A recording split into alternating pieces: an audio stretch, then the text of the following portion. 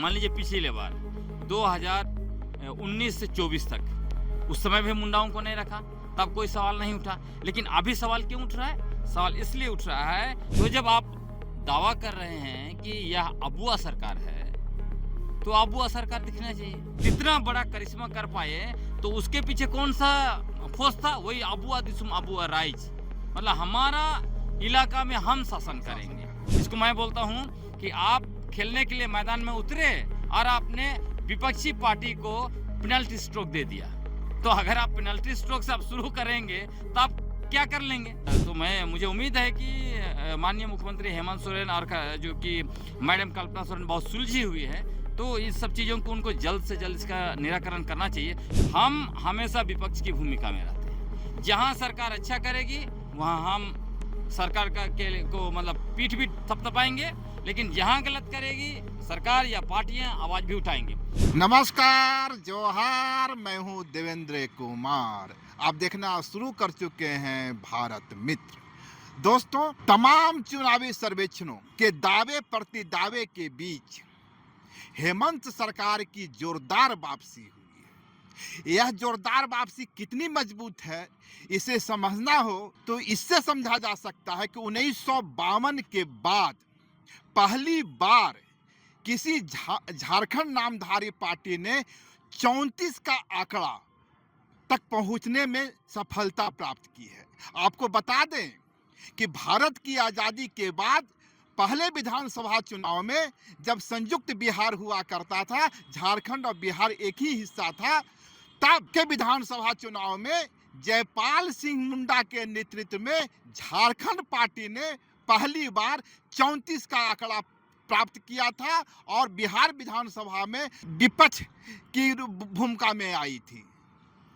उसके बाद एक लंबे कालखंड में किसी भी झारखंड नामधारी पार्टी ने 34 का आंकड़ा तक पहुंचने में सफलता प्राप्त नहीं की।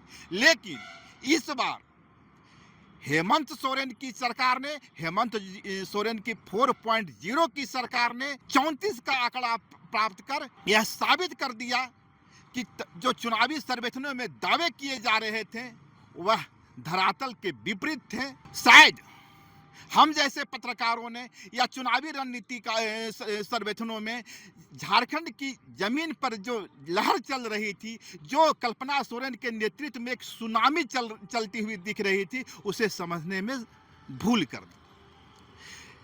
मौजूदा हालात यह है कि मंत्रिमंडल का गठन हो चुका है और इस मंत्रिमंडल को लेकर जो सियासी जानकार हैं, सामाजिक विश्लेषक हैं, उनका दावा है कि यह सामाजिक न्याय का आईना है। सामाजिक न्याय का आईना इसलिए कि पहली बार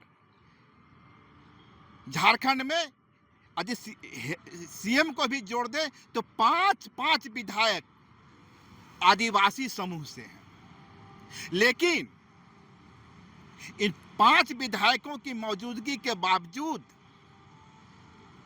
एक दूसरा सवाल झारखंड की सियासत में खड़ा होता दिख रहा है और वह सवाल है मुंडाओं की भागीदारी का। दरअसल हेमंत सोरेन की सरकार में आदिवासी समाज को पर्याप्त प्रतिनिधित्व तो जरूर दिया गया, पिछड़ों को भी प्रतिनिधित्व दिया गया, लेकिन सवाल यह खड़ा हुआ कि जो 5 विधायक या 5 मंत्री बनाए गए आदिवासी समाज से, उसमें मुंडाओं की भागीदारी नहीं मिली। और इसके बाद इस मंत्रिमंडल के गठन के बाद सोशल मीडिया पे यह सवाल गहराने लगा। मुंडा समाज की ओर से, मुंडा समाज की चिंतकों की ओर से, उनके विचारकों की ओर से इसको लेकर नाराजगी प्रकट की जाने लगी और यह नाराजगी आगे चलकर क्या शक्ल लेगी, जेएमएम को किन चुनौतियों का सामना करना पड़ सकता है और मुंडाओं का यह आक्रोश किस दिशा में बढ़ सकता है, किस दिशा में जा सकता है, इसको लेकर हमारे बीच में है आदिवासी समाज के प्रखर वक्ता, करीबन 2 दर्जन पुस्तकों के लेखक और सोशल एक्टिविस्ट ग्लैडसन डुंगडुंग जी। तो ग्लैडसन डुंगडुंग जी से ही हम जानने की कोशिश करेंगे कि यह जो मुंडाओं में जो आक्रोश की बातें की जा रही है, सोशल मीडिया पे जो दावे किए जा रहे हैं, वह कौन सा शक्ल अख्तियार कर सकता है और आने वाले दिनों में इसकी इसका स्वरूप क्या हो सकता है? गलेक्सन डुंगडुंग जी, आपको बहुत बहुत धन्यवाद, आपने समय दिया। गलेक्सन डुंगडुंग जी, मुझे याद पड़ता है कि हेमंत सोरेन के मंत्रिमंडल के गठन के बाद सबसे पहला शख्स आप थे जिन्होंने यह सवाल उठाया था कि इस सामाजिक न्याय का आईना तो यह जरूर है, हेमंत सोरेन में आदिवासी समाज को पर्याप्त भागीदारी तो जरूर दी गई है, लेकिन मुंडा इसमें नहीं है। वही मुंडा जो जयपाल सिंह के वंशज हैं, जयपाल सिंह मुंडा जिन्होंने पहली बार 34 का आंकड़ा छुआ था, आज वही मुंडा प्रतिनिधित्व के अभाव में से वंचित है, प्रतिनिधित्व से वंचित है। तो यह सवाल कहाँ से खड़ा हुआ? हाँ देखिए, सवाल इसलिए खड़ा हुआ क्योंकि जब माननीय मुख्यमंत्री हेमंत सोरेन जी ने शपथ लिया तो उस दिन मैं भी आया था।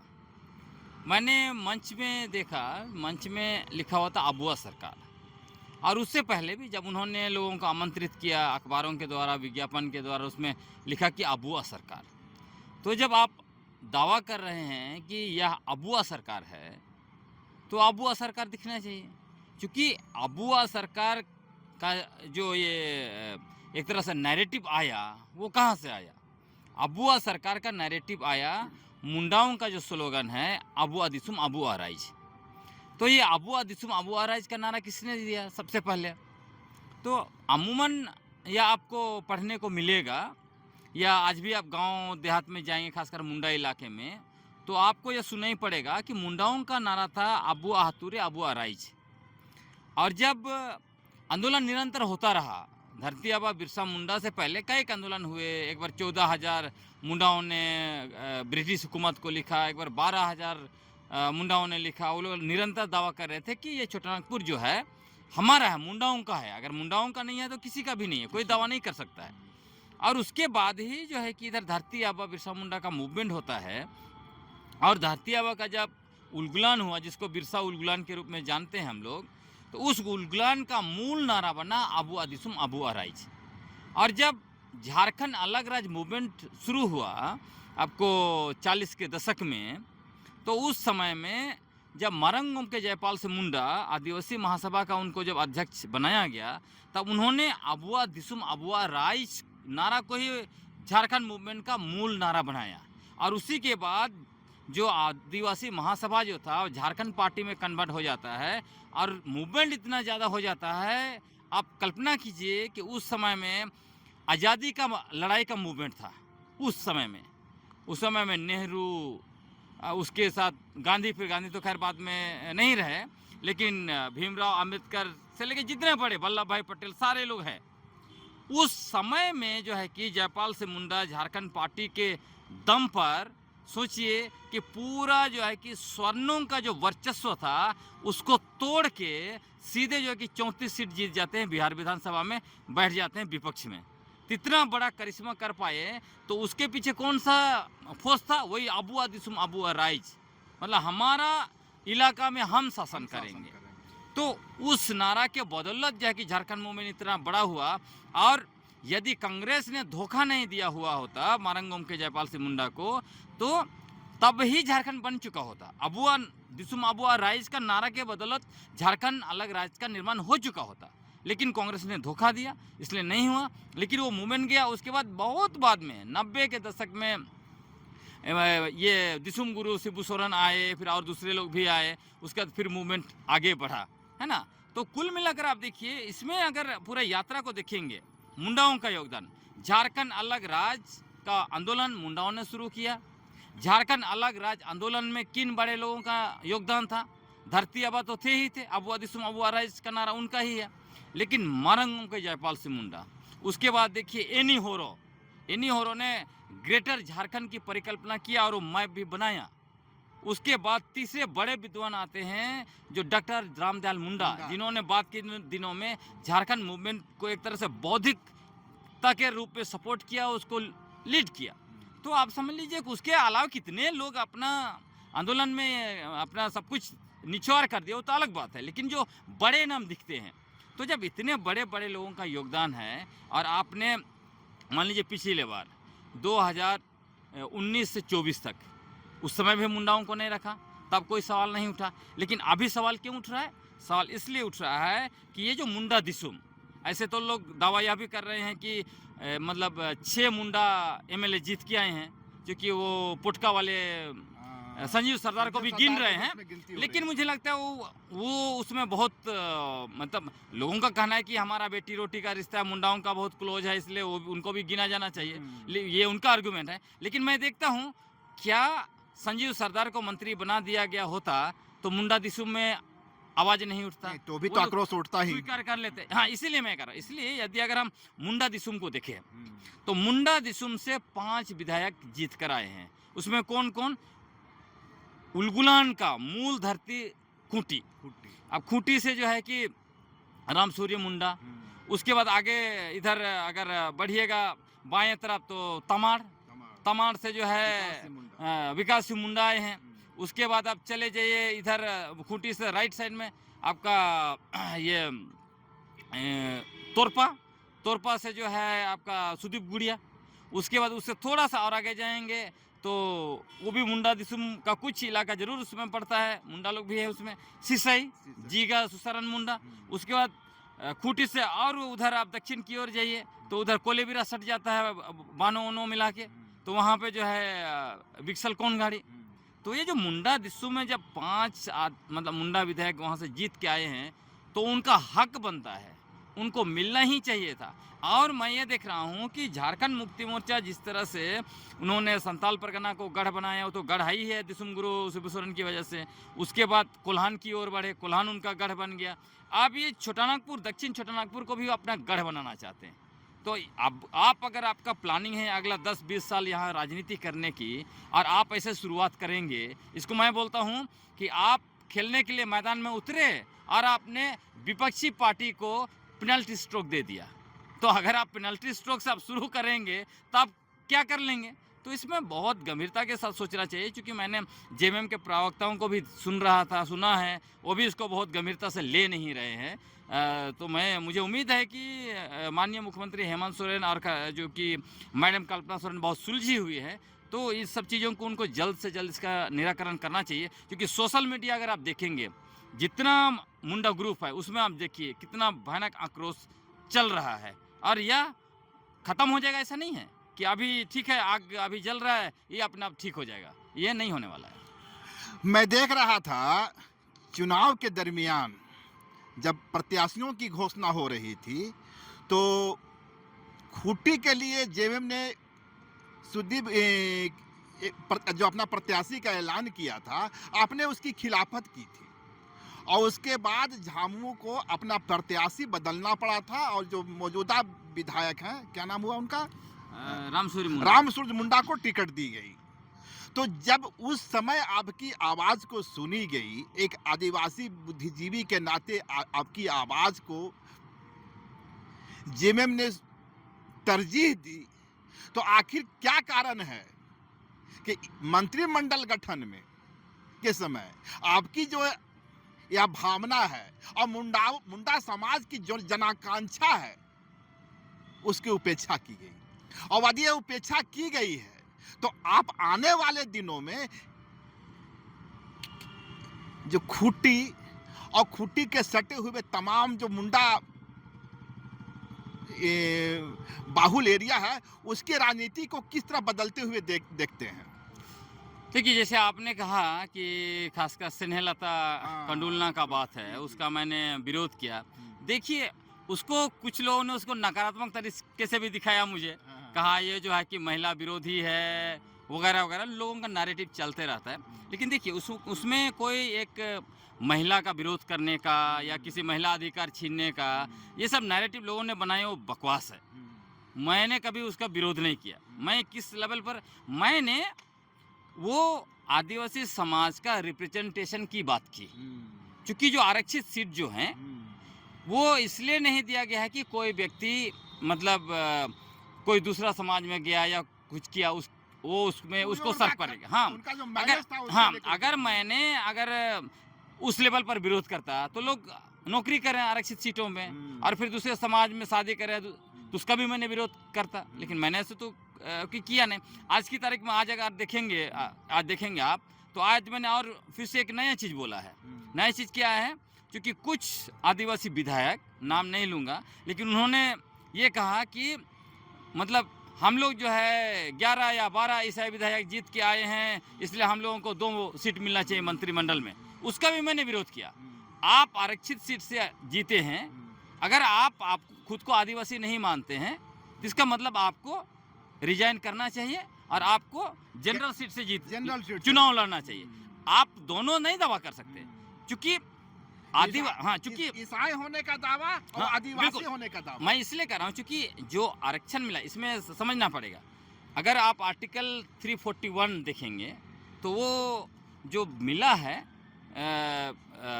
जिनको मतलब शेड्यूल कास्ट के लिए, वो उसका आधार क्या है?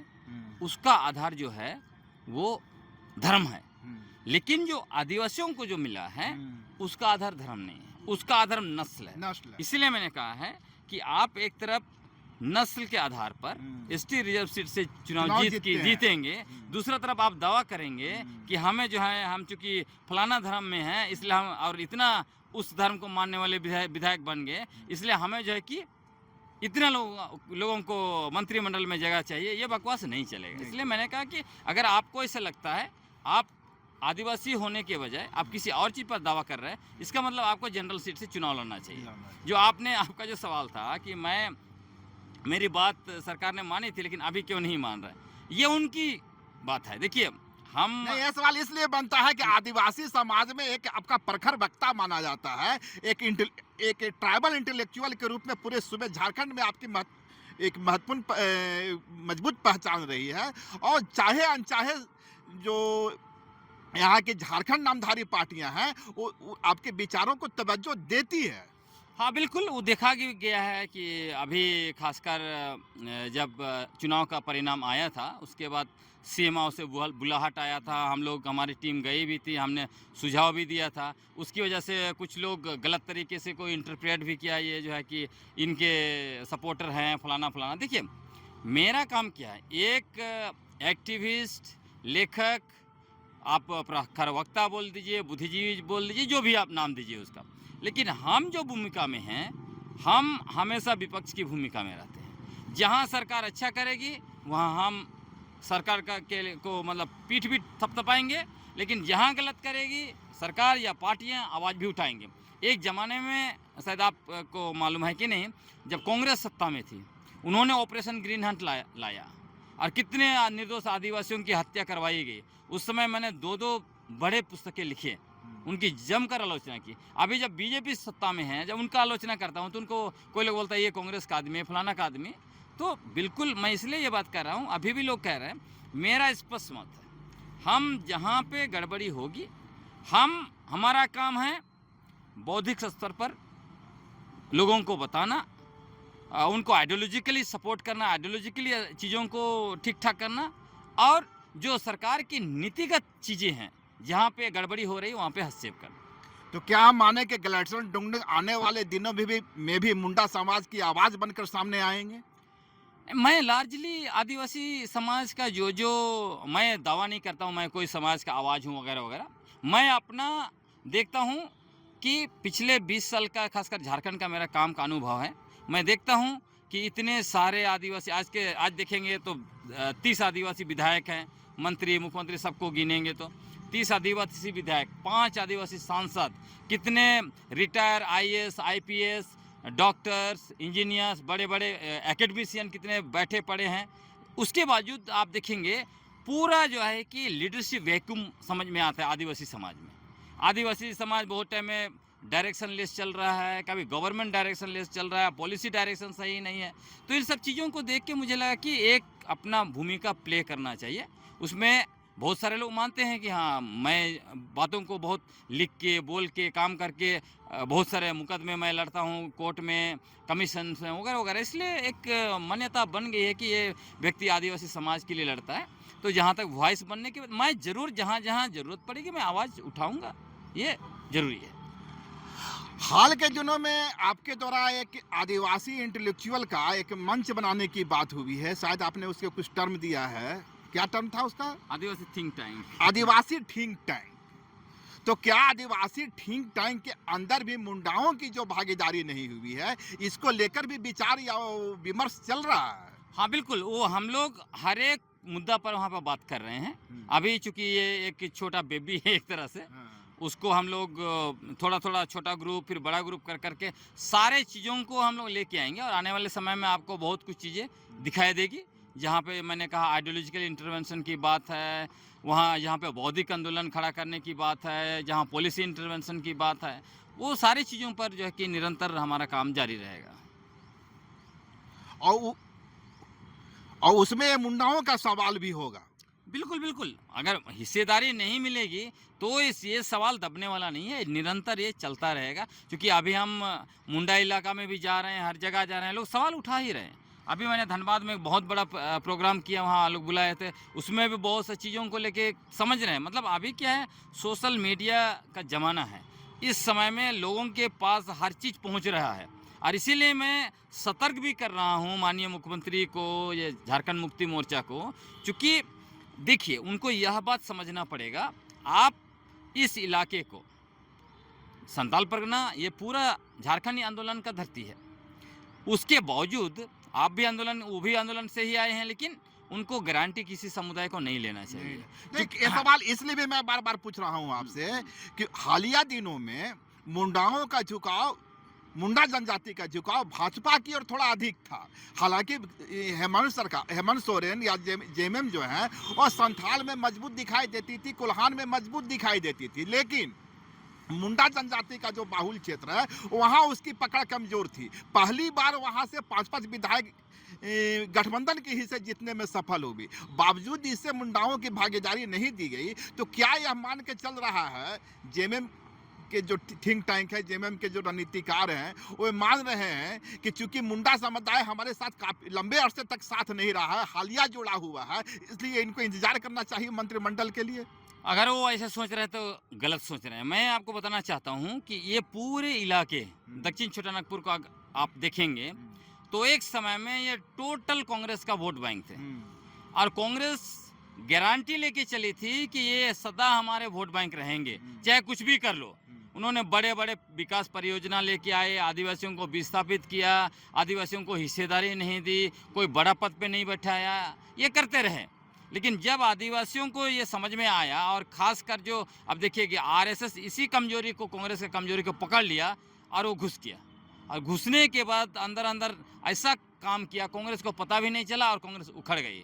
तो यही हालत इनका हो सकता है। अभी क्या है, इनको ये भी समझना पड़ेगा, जिस तरह से आरएसएस और भाजपा, आरएसएस उनका ग्राउंड में काम किया, उसके बदौलत कांग्रेस को उखाड़ पाए। अब अभी देखिए आरएसएस का इतना जड़ नीचे तक पहुंच गया था विगत 25 साल से, वो खूंटी में कैसे उखड़ गया, जेएमएम को खुद पता नहीं चल रहा है।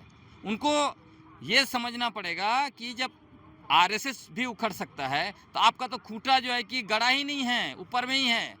25 साल से खूंटी में खूंटा गड़ा हुआ था भाजपा आरएसएस का। अच्छा, एक चीज बताइए कि खूंटी जैसी मजबूत सीट, भाजपा की मजबूत सीट, जहां से 5-6 बार लगातार भाजपा के हिस्से जीत आती रही, जेएमएम की इस जीत के पीछे जेएमएम कार्यकर्ताओं का योगदान है, आदिवासी समाज का आक्रोश है? देखिए जेएमएम कार्यकर्ता का बिल्कुल योगदान नहीं है। मैं आपको बताना चाहता हूं, जब इन्होंने रामसूर्य मुंडा को टिकट दिया, मुझे खुद जेएमएम के कई लोग फ़ोन किए जो ब्लॉक स्तर पर हैं, उन्होंने खुद मुझे बताया कि जेएमएम ऑलरेडी 4 हिस्सा में बट गई है, हम लोग कुछ वोट नहीं मिलने वाला है। ये जेएमएम के लोग खुद बोल रहे थे। लेकिन इसमें क्यों जीते? क्योंकि हम लोगों का पिछला कम से कम 5 साल का निरंतर काम था, और उसमें क्या क्या काम उनको मतलब ये पूरा नैरेटिव बिल्डिंग करने में, खुटकटी जो पत्थलगड़ी का आंदोलन भी उसी खुट्टी में हुआ था। हाँ, लेकिन उसके बावजूद आप देखिएगा पत्थलगाड़ी वाला मामला आया, लेकिन 2019 में कहाँ जेएमएम जीती? नहीं जीती है। 2019 में खूंटी भी नहीं जीती, तोरपा भी नहीं जीती। लेकिन उसके बाद कैसे बाद में जीते? वो इसीलिए जीते कि इनका जो 2014 से जो 19 ये 5 साल का काम जो था बीजेपी का, बीजेपी के शासनकाल में, उसको 19 के चुनाव में उस तरह से वो लोग नहीं लेके जा पाए थे। उस आक्रोश को, बिल्कुल। उस मुद्दे को हाँ। जेएमएम लेके नहीं जा पाई थी। नहीं पाई। तो ये जो 5 साल में जेएमएम का शासन रहा, इस बीच में क्या हुआ कि जिस तरह से बीजेपी ने मुख्यमंत्री हेमंत सोरेन को निरंतर टारगेट किया, उनको जेल तक भेज दिया फर्जी केस में, तो इन सब की वजह से क्या हुआ कि हम लोग निरंतर लेके जा रहे थे चीज़ों को। क्या क्या चीज़ें? एक तो लैंड बैंक। क्या हुआ था लैंड बैंक में? लैंड बैंक जो आदिवासियों का सरना स्थल, मसना स्थल, आदिवासियों का देसावली, जितना भी धार्मिक स्थल है, वहाँ खेल का मैदान, वन भूमि, सबको लैंड बैंक में डाल दिया था। और खासकर मैंने रिसर्च लैंड बैंक का पूरा डेटा निकाल के 541 सरना स्थल वो निकाला मैं, कौन कौन सा खूंटी का जिला का कौन कौन सा ब्लॉक में कितना है, इसको लिख के उसके बाद हम लोग वहाँ रैली भी किए, आदिवासी दिवस बहुत बड़ा प्रोग्राम निरंतर हम लोग किए ओपन फील्ड में, मैदान कोर्ट ग्राउंड में, और इन सब चीज़ों को लोगों तक देते रहे, यूट्यूब से और चीज़ों से, सोशल मीडिया से। तो गांव-गांव तक हमारे लड़के लोग लेते चले गए। आपके कहने का लबो-लुबाब यह है कि जेएमएम को जो मुंडा बाहुल क्षेत्रों में जीत हुई, इलाके में जीत हुई है, उसके पीछे जेएमएम की ताकत या जेएमएम कार्यकर्ताओं की ताकत कम, और आदिवासी समाज या आदिवासी बुद्धिजीवी इंटेलेक्चुअल्स या आदिवासी एक्टिविस्ट की जो भूमिका थी ज़्यादा थी। वहाँ पे आदिवासी एक्टिविस्ट, आदिवासी बुद्धिजीवी, आदिवासी आंदोलनकारी और वहाँ के जितने भी मुंडा संगठन हैं और मुंडा पारंपरिक संगठन भी हैं, आंदोलन के संगठन भी हैं, उन सारे लोगों का संयुक्त जो मेहनत था उसकी वजह से इनको मिला। क्योंकि इनको भी मतलब ये आज भी सरप्राइज है। आपको मैं बता दूं, हम लोग जब मिले तो सरप्राइज था कि हम जीते कैसे। तो इसीलिए मैं कह रहा हूँ, जब आपको अगर आपने 25 साल का खूंटा उखाड़ के एक नया खूंटा हम लोग वहाँ पे गाड़े हैं और इस तरह से गलत आप निर्णय लेंगे तो फिर उस खूंटा को अंदर डालना बहुत मुश्किल होगा। एक चीज बताइए कि मुंडाओं की नाराजगी हेमंत सोरेन का जो पूरा मंत्रिमंडल का एक हिस्सा है ना, नाराजगी एक है, सवाल है, बावजूद इसके हेमंत सोरेन का जो मंत्रिमंडल है 4.0 का जो नया मंत्रिमंडल है, इसको आप किस रूप में देखते हैं? सामाजिक न्याय की दिशा में, सोशल जस्टिस की दिशा में कितना बड़ा कदम है? क्योंकि पहली बार 5 आदिवासी विधायकों को सीएम मंत्रिमंडल मिला है।